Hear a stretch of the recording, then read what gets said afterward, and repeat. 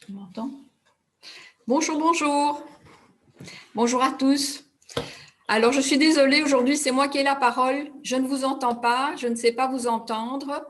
Votre micro, qu'il soit fermé ou pas, vous ne pourrez pas communiquer, on est trop nombreux.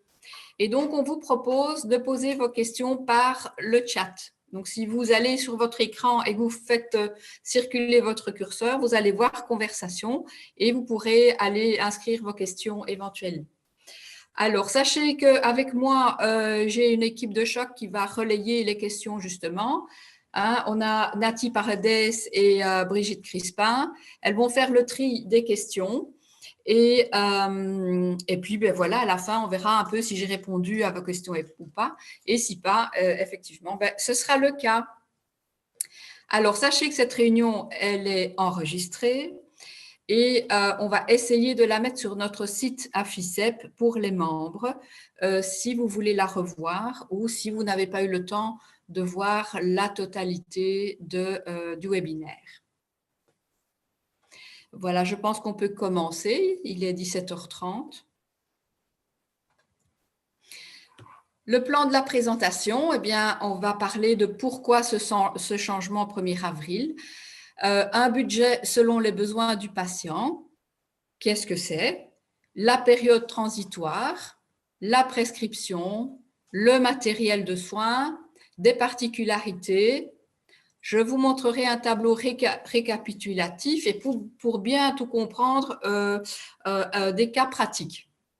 Voilà. Et puis, je répondrai aux questions si le PowerPoint n'y a pas répondu.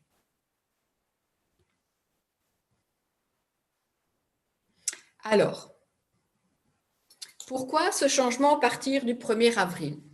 Eh bien, le système actuel que vous connaissez aujourd'hui, c'est ce qu'on appelle la dotation trimestrielle, c'est-à-dire que le patient a droit à une quantité de matériel par matériel et par 3 mois. À partir du 1er avril, le nouveau système se veut être un portefeuille virtuel, c'est-à-dire qu'il y a un budget maximal pour le matériel. Le patient aura une plus grande liberté de choix et pourra adapter les produits à sa situation spécifique sur base de la prescription. On va voir plus loin dans les dias qui vont suivre que veut dire cette liberté de choix. Alors, un budget selon les besoins du patient. Qu'est-ce que c'est, un besoin du patient?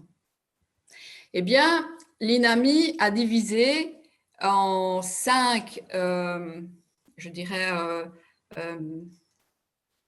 en 5 étapes ou situations, les besoins différents du patient. Le premier, c'est la phase d'apprentissage. Donc, c'est la première phase, on vient de lui poser la stomie. Eh bien, elle va durer 3 mois pour une nouvelle stomie ou fistule. Donc là, c'est nouveau aussi. Avant, on parlait de stomie, maintenant, on parle de stomie et de fistule.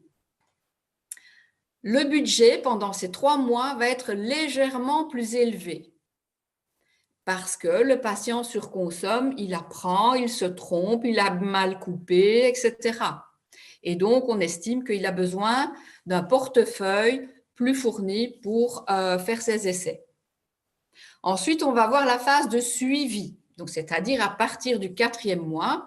Et là, le budget va être stable pour la durée de la stomie, mais bien sûr, s'il n'y a pas de complications.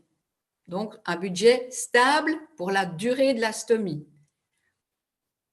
Si le patient a besoin d'un convexe ou d'un concave, d'un système, les plaques que vous connaissez, eh bien, il y a un supplément qui va être prévu. La première prescription que le médecin fera, elle aura un maximum de 1 an. Et chaque année, cette prescription devra être renouvelée. Qu'est-ce qu'on entend par situation exceptionnelle? Eh bien, je vais la définir un peu plus loin, mais sachez qu'à partir du 4e mois, à partir de la première délivrance ambulatoire, la première prescription, par contre, elle sera de 6 mois maximum. Et après 6 mois, si le patient en a encore besoin, le renouvellement pourra se faire pour 24 mois maximum. Dans le cas où le patient utilise l'irrigateur pour se faire des irrigations coliques, eh bien, comme aujourd'hui, il a un irrigateur par 6 mois et il pourra utiliser le matériel, l'irrigateur mécanique, après avoir utilisé d'abord le matériel, l'irrigateur manuel, et l'irrigateur mécanique, il pourra en avoir un par 36 mois. Alors, je vous ai parlé du 1er avril, mais le 1er avril, tous les patients doivent être en ordre. C'est-à-dire que l'INAMI nous a réservé une période transitoire qui va du 1er janvier au 31 mars, c'est-à-dire bientôt. Alors, qu'est-ce qu'on fait des anciens patients? Eh bien, on doit les revoir pendant cette période-là et je pense que c'est une opportunité de revoir les patients anciens. Pourquoi? Parce que vous savez très bien que les patients qui ont des rougeurs, qui ont des petits problèmes de peau, etc., ils pensent que c'est normal alors que non, on a des solutions pour eux. Et donc, effectivement, c'est l'occasion de revoir tous nos anciens patients. Alors, qu'est-ce qu'on va faire de ces anciens patients? Du 1er janvier au 31 mars, eh bien, on va leur faire une nouvelle prescription, mais qui prendra cours le 1er avril. Il peut déjà le donner au bandagiste, mais le bandagiste ne s'en servira qu'à partir du 1er avril.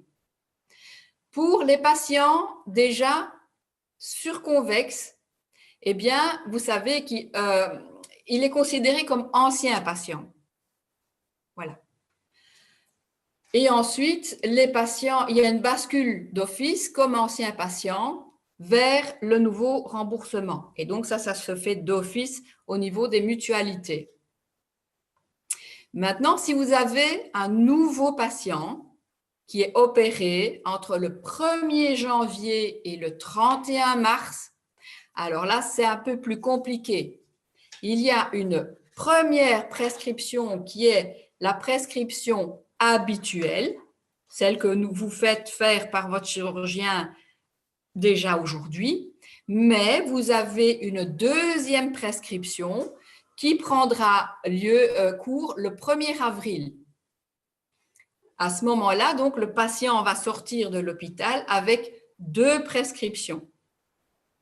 Et à la deuxième prescription, bien sûr, le patient sera considéré comme ancien dans le nouveau remboursement.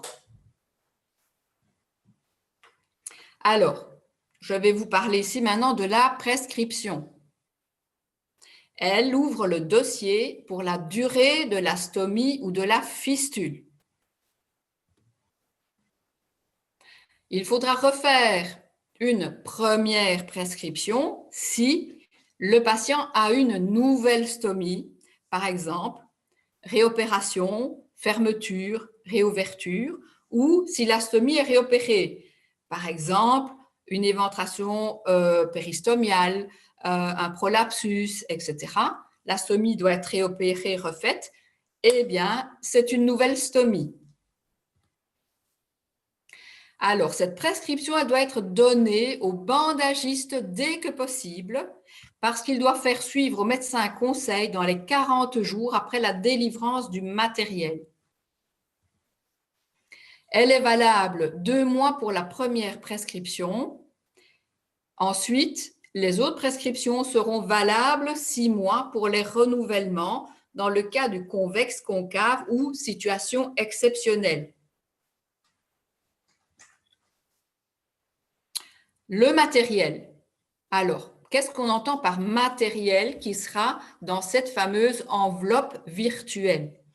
Eh bien, c'est tout ce que le patient a besoin pour le soin à la stomie ou la fistule et qui est repris dans la liste de remboursement. C'est-à-dire que le patient ne pourra pas, avec cet argent, acheter les produits comme les removers, les produits comme les ajouts qu'on fait autour des plaques. Donc, les produits qui ne sont pas remboursés aujourd'hui ne peuvent pas être compris dans l'enveloppe virtuelle. Les poches de jour et de nuit sont remboursables pour une incontinence par voie naturelle ou pas. Urostomie, néphrostomie, etc. Là où ça faisait un petit peu problème dans l'ancien remboursement. Les accessoires sont compris dans le forfait. Donc, c'est ce que je disais, une ceinture, ça va être compris dans le forfait, mais pas le reste. Tous les produits peuvent être combinés.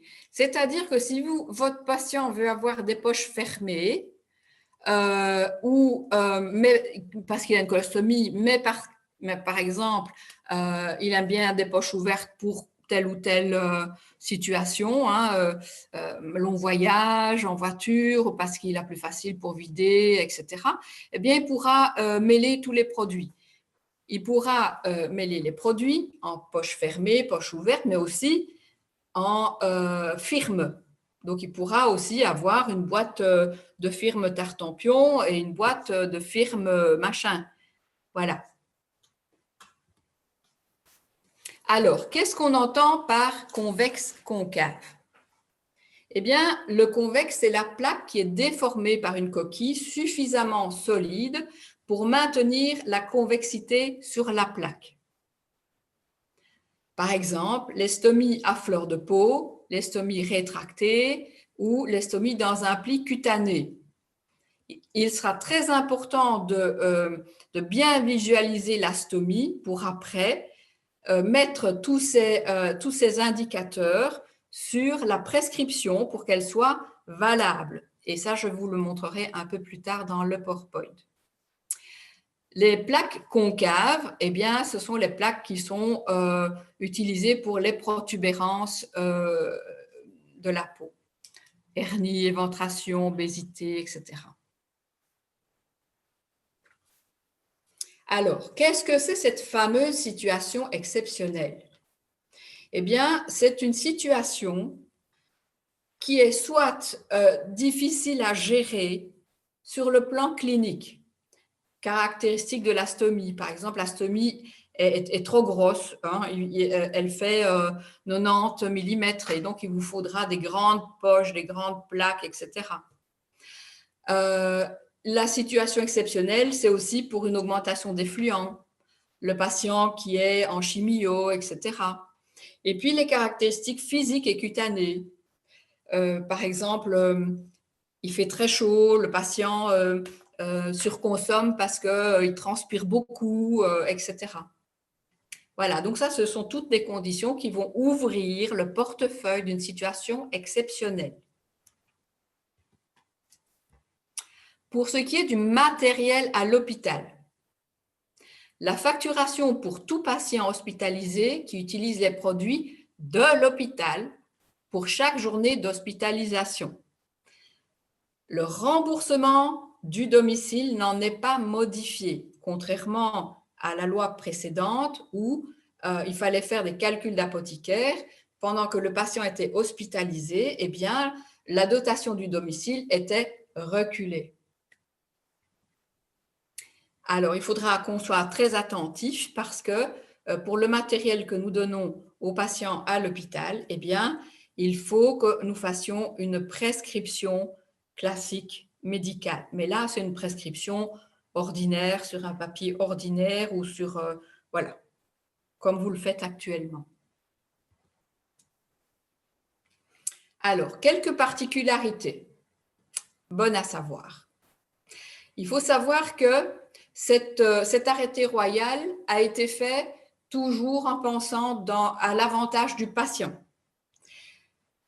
Donc, vous allez voir que quelquefois, ce n'est pas cohérent et le patient pourrait avoir beaucoup plus de matériel finalement que ce qu'il aurait peut-être besoin. Mais je pense que c'est pour simplifier les dotations, c'est pour simplifier un peu le tout. Par exemple, le trimestre débute toujours le 1er du mois et se termine le dernier jour du 3e mois. Donc, par exemple, si la première délivrance se fait le 15 février, attention, je ne parle pas ici de date de prescription, je parle de la date de délivrance. Donc, c'est le bandagiste qui va délivrer le 15 février un patient. Eh bien, le premier trimestre commence le 1er février pour se terminer le 30 avril. Donc là, il a gagné 15 jours. Alors, lors de la fermeture de l'astomie ou de la fistule, le bénéficiaire a droit à tout le trimestre en cours qui a été acheté selon sa consommation. Le bandagiste ne peut délivrer plus de 3 mois. Il doit voir en personne au moins 2 fois le premier trimestre ce patient.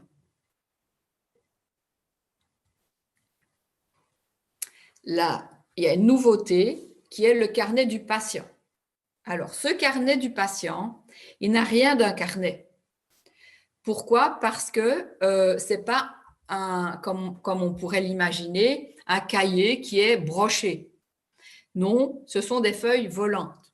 Mais si on veut un peu s'y retrouver, je pense qu'il est nécessaire que les patients aient une farde dans laquelle ils puissent agrafer ces feuilles et venir compiler et faire son cahier propre et qui lui est destiné.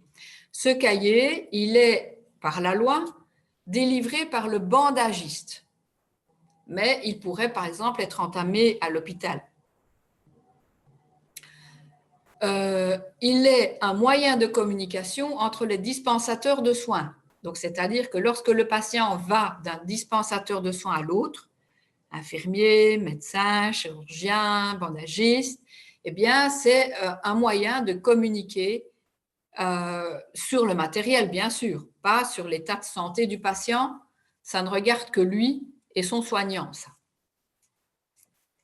Alors, ce carnet du patient, il est bien sûr complété par le bandagiste lors de chaque contact, puisque le bandagiste va devoir, par rapport à une somme globale, dans ce carnet, dire pour combien d'argent le bandagiste a donné de matériel, et bien sûr, le patient doit savoir combien d'argent il lui reste éventuellement pour acheter d'autres choses.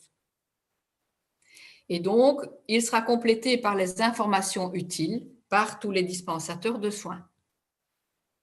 Qu'est-ce qui doit contenir absolument ce carnet? Eh bien, les prescriptions qui vont s'accumuler, sauf s'il y a une prescription pour un patient qui a un système plat, alors la prescription, la première, comme je vous l'ai déjà dit, elle va à vie. Donc, ça veut dire qu'une prescription pour toute la vie de la stomie, sauf si c'est un convexe, etc. Là, les prescriptions vont devoir s'additionner. L'attestation de délivrance du matériel de l'astomie, qui doit être signée par le patient et par le bandagiste, et bien sûr qui doit rester en place dans ce carnet. Les notes des moments de contact de tous les dispensateurs de soins et donc le budget alloué et dépensé. Alors, l'INAMI voudrait que ce carnet soit le garant que la situation du patient est toujours correctement suivie et que les soins appropriés sont assurés. Voilà, ça c'est un exemple de prescription. C'est le recto, on va voir un peu le verso plus tard. Et cette prescription, c'est ce qu'on appelle l'annexe 93. Et vous voyez ici, on a pour noter l'identification du patient. Et alors, si vous regardez là, motivation médicale, eh bien, nouvelle stomie créée-le, stomie existante, réopération de la stomie existante. Voilà, donc ça, c'est toutes des indications qui vont dire c'est une première stomie ou c'est autre chose. Le médecin va justifier dans ce cadre-ci l'état et les besoins du patient. S'il a une stomie digestive, enfin une colostomie ou une ilostomie ou une fistule ou une autre stomie ou une urostomie. Est-ce qu'on voit mon curseur? Non? Ah, on ne voit pas. J'espère que oui. Voilà. Alors, par exemple, si c'est un système digestif colostomie, le médecin va devoir choisir est-ce qu'il a besoin d'un convexe concave et est-ce qu'il est en situation exceptionnelle, oui ou non. Et in fine, dans la dernière colonne ici, il va cocher et c'est ça qui va être l'état in fine du patient. Voilà, ça c'est le verso de cette attestation, de prescription plutôt. Et donc ici, vous voyez, il y a une motivation pour utiliser le convexe ou le concave, avec chaque fois la date de départ et jusque inclus maximum. Voilà. Donc si on estime qu'on a besoin d'une situation exceptionnelle pendant 2 mois, c'est peut-être pas utile de faire les 24 mois. Voilà. Donc, ici, la première partie, c'est pour le système convexe. La deuxième partie, ici, pour le système, la situation exceptionnelle. Ou, dans ce cas-ci, bien sûr, il faudra chaque fois cocher ce à quoi correspond l'état du patient. Pour les irrigations, idem, vous avez ici un onglet. Et bien sûr, la signature du prescripteur. Ce papier est obligatoire. Il ne peut pas être remplacé par autre chose. Donc, le mieux, je pense, c'est d'en faire des photocopies pour que lorsque vos patients viennent, eh bien, on ait directement les attestations. Ceci est un tableau récapitulatif de toutes les situations et je vous ai mis ici cette fameuse enveloppe virtuelle, à combien elle pourrait correspondre. Alors, sachez que ce tableau, vous allez le retrouver dans la brochure, dans notre vue, qui va paraître ici dans quelques jours.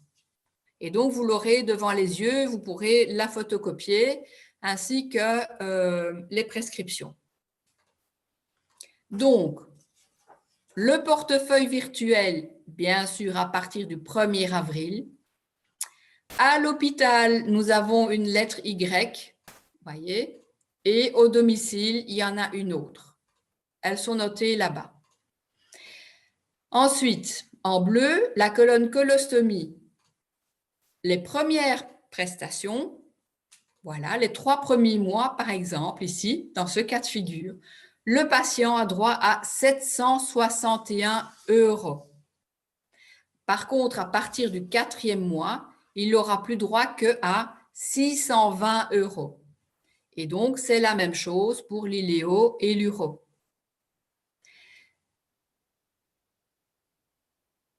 Si, par exemple, le patient a besoin d'un convexe concave en plus, eh bien, vous voyez que son portefeuille virtuel passe de 761 € à 948 €.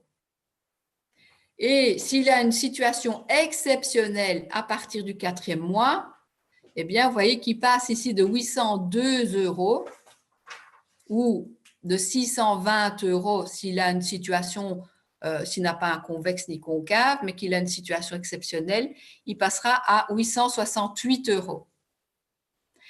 Bien sûr, tout ça, ça ne s'additionne pas. Le patient va shifter d'une situation à l'autre selon les papiers que vont rentrer les bandagistes aux mutualités.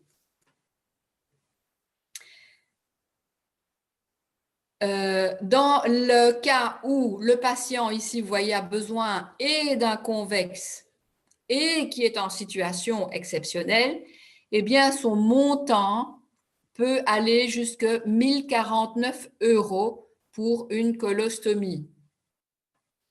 Voilà, donc là, j'ai pris l'exemple de la colostomie. On pourrait faire le même exercice pour une iléostomie ou pour une urostomie, mais ça, je vous laisserai faire dès que vous aurez la situation et les papiers devant les yeux.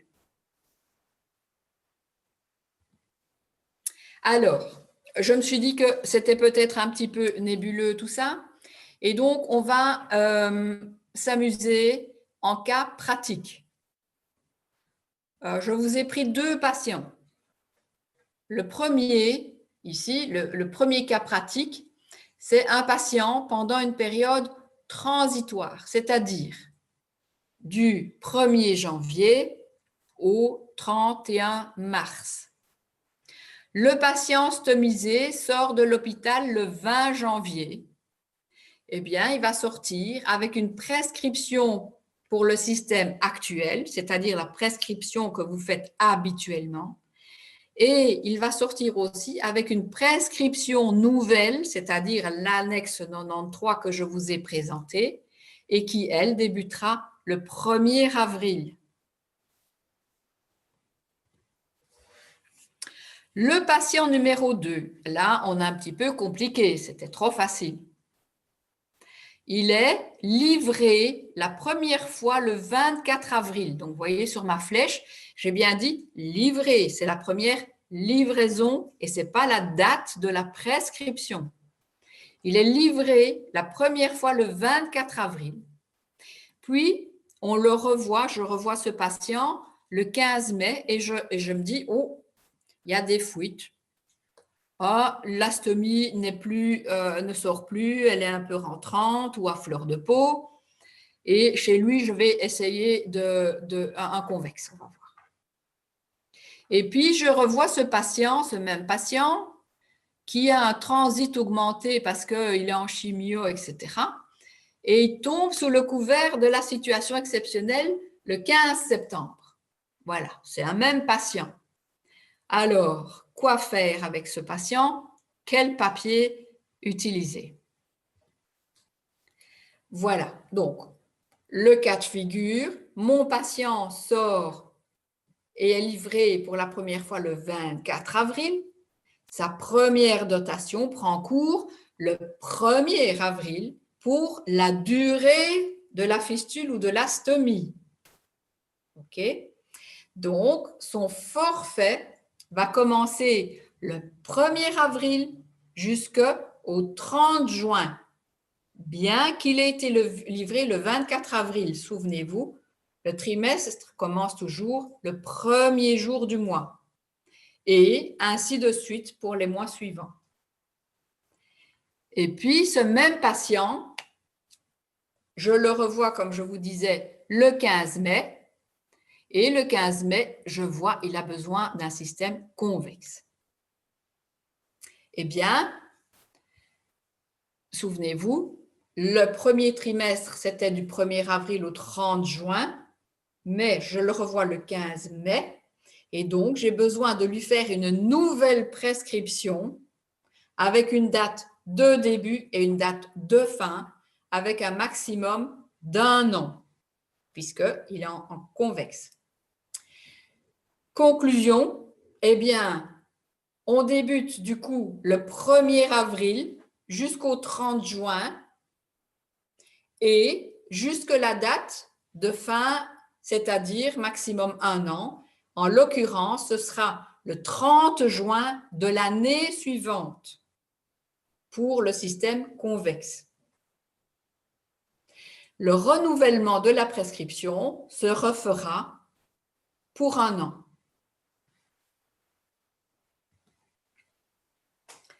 Ce même patient complique. Donc, souvenez-vous, il a été livré le 24 avril. Je le vois le 15 septembre. Donc, le patient est en condition de bénéficier d'un forfait exceptionnel. Je dois donc lui faire une nouvelle prescription qui débutera le 15 septembre, puisque le jour où je le vois. Mais comme c'est exceptionnel, c'est pour maximum 6 mois, puisque c'est la première prescription. Donc, la dotation exceptionnelle du patient débutera le 1er juillet jusqu'au 31 mars. C'est très compliqué parce qu'il faut vraiment avoir un calendrier devant soi avec les premières livraisons du premier trimestre du patient, plus 3, plus 3, plus 3. Et 6 mois plus tard, je revois le patient. Théoriquement, il a fini sa chimio, donc ça devrait aller. Mais si il y a une autre raison, eh bien la nouvelle prescription, elle, va courir 2 ans si nécessaire.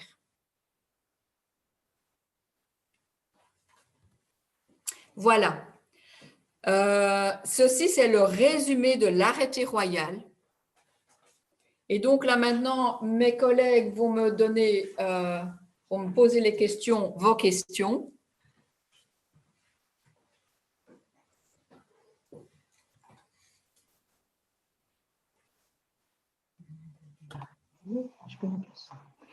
Maria-Pia, on nous demande si c'est ton masque, s'il te plaît. Pardon.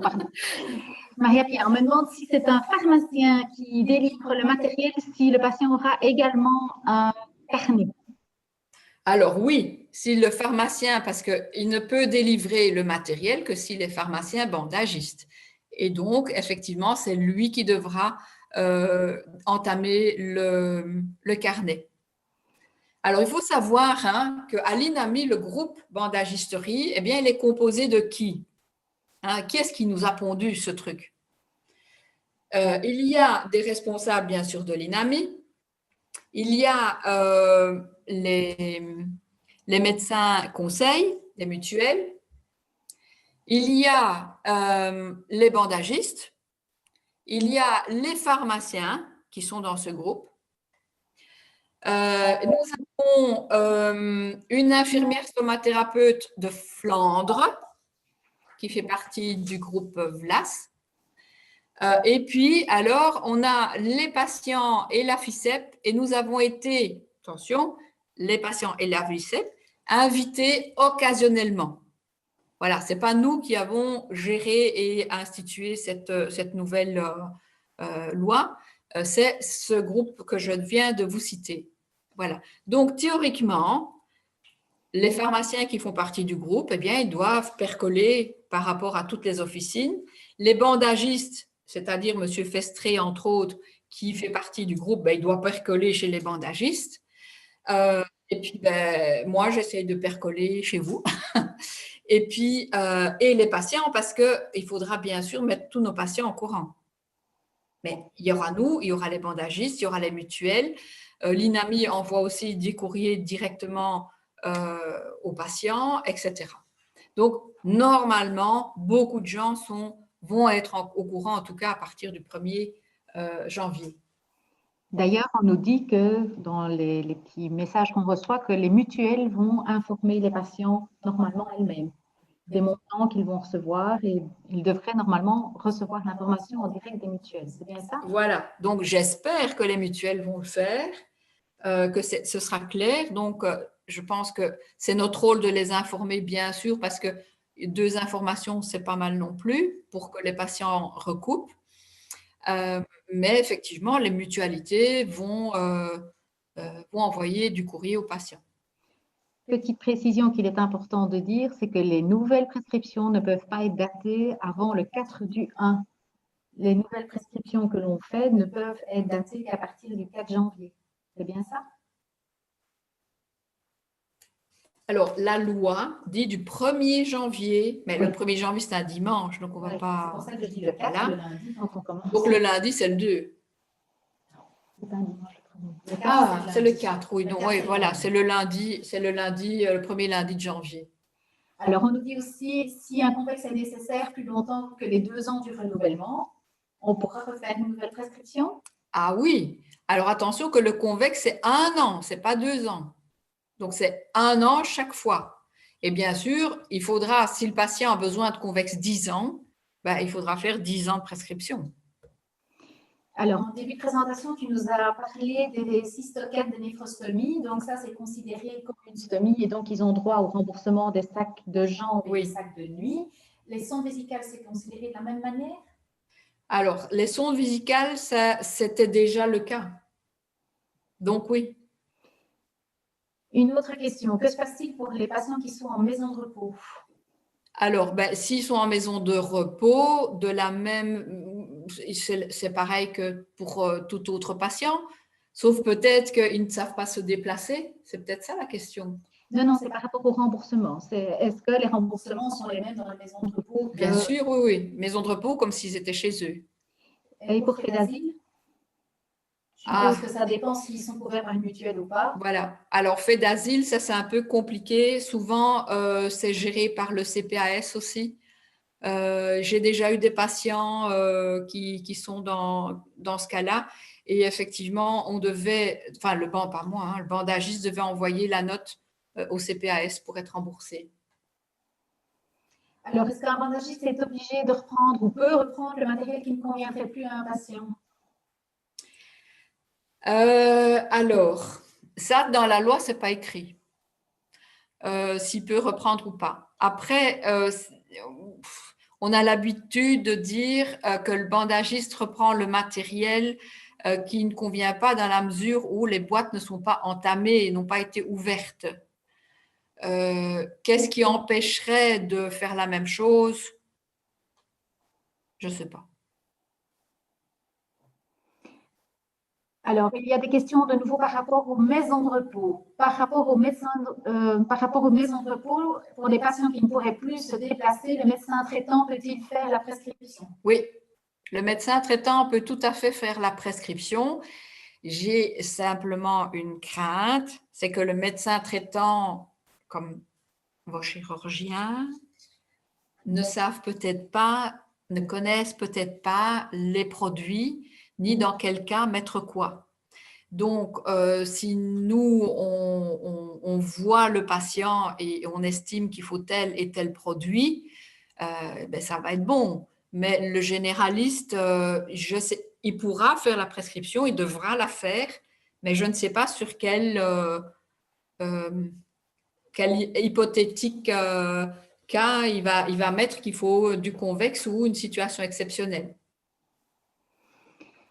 Alors, mais voilà, c'est l'INAMI qui a décidé que c'était le médecin généraliste.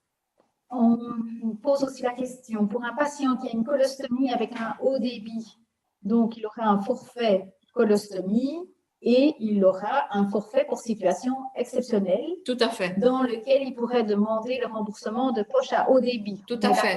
Tout à fait. On est dans ce cas de figure-ci et donc il a 1 449 €. D'ailleurs, si vous regardez une iléostomie, une iléostomie qui a un débit, là, on serait pour une même situation exceptionnelle à 953 €. Voilà. Alors, on nous demande si c'est nous qui allons convoquer les patients ou bien si les infirmières doivent prendre rendez-vous pour eux. Alors, ça, j'ai envie de dire, c'est que c'est chacun comme il peut. Nous avons des infirmières stomathérapeutes qui avons des consultations. Il y en a qui n'en ont pas. Et donc, les patients ils vont devoir se diriger vers quelqu'un qui pourra leur signer cette feuille. Donc, ça veut dire que si vous êtes une infirmière stomathérapeute et que vous travaillez avec des bandagistes, avec plusieurs bandagistes, eh bien, vous pouvez demander, par exemple, à ces bandagistes de vous renvoyer les patients chez vous pour que vous les voyiez à la consultation. Ça, c'est une idée. La deuxième, c'est que vous avez peut-être un listing de patients et par rapport à ce listing, vous pouvez tout à fait les reconvoquer et leur demander s'ils savent se déplacer. Si le patient ne sait pas se déplacer, à ce moment-là, effectivement, il faudra faire avec et peut-être que c'est le médecin généraliste qui devra faire la prescription. Ceci dit, c'est enregistré ce webinaire, hein. Qu'on ne me fasse pas dire ce que je n'ai pas dit. Ce n'est pas l'infirmière stomathérapeute qui fait la prescription, puisque nous ne pouvons pas signer les prescriptions, mais nous voyons les patients et c'est bien sûr le chirurgien, c'est l'oncologue, c'est le gastro, c'est le spécialiste qui signe le papier. Mais en tout cas, on aura donné en tout cas un avis éclairé pour que le patient ait le meilleur produit sur son ventre. On demande aussi s'il y aura une communication au médecin traitant de la part de l'INAMI. Oui, donc l'INAMI a aussi envisagé de faire cette information chez les médecins généralistes. Mais sous quelle forme, je ne sais pas. Et voilà. Est-ce qu'ils vont bien tout comprendre? Je ne sais pas. Peut-être. Une situation, par exemple, de haut débit peut-elle être renouvelée après 2 ans? Bien sûr. Donc, un haut débit peut être, mais du coup, par 2 ans. Comme le convexe est renouvelé par année, la situation exceptionnelle peut être renouvelée par 2 ans. Maximum, toujours. Ne me faites pas dire ce que je n'ai pas dit. Si le patient n'a besoin que de 2 mois, inutile de mettre 2 ans. C'est tout? Oui, il n'y a plus de questions pour le moment. Ah bon, ben, il n'y a plus de questions pour le moment. Ah, attends. En tant qu'infirmier du domicile, faut-il conseiller aux patients stérilisés de prendre contact avec un stomathérapeute? Bien sûr. Mais je ne sais pas s'ils ont entendu la question. Oui, n'oublions pas, c'est l'occasion de revoir tous nos patients qui pensent être bien alors qu'ils ont des rougeurs, alors qu'ils ont des douleurs, alors qu'ils ont des hyperdébits, etc. Et l'essence de l'infirmière stomathérapeute, c'est quand même de voir le patient dans sa globalité et de voir pourquoi il a, par exemple, cet hyperdébit, de voir pourquoi et d'avoir des solutions. Quand on reçoit des patients à la consultation, ce n'est pas que la stomie qu'on regarde, c'est tout le reste, c'est de la tête aux pieds. Et donc, effectivement, c'est une belle occasion pour revoir les patients et de refaire une anamnèse correcte. C'est tout? Ouh! Eh bien, je pense qu'on va pouvoir quitter alors. Pardon? Souhaite-leur des belles fêtes. On va pouvoir donc nous quitter. En tout cas, merci beaucoup d'avoir participé à ce webinaire. Parlez-en autour de vous.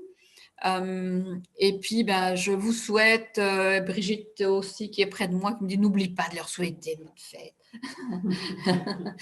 Et donc, ben, de passer la meilleure fin d'année que vous pouvez et vivement l'année prochaine et on sera peut-être bien débarrassé de ce Covid. Il y a encore une question qui arrive? Une question. Ah, une dernière. Si on fait venir un stomathérapeute qui travaille avec un bandagiste, doit-on lui payer une consultation? Mais pourquoi? Ben, la stomathérapeute, elle peut donner son avis, bien sûr, mais elle ne peut pas prescrire.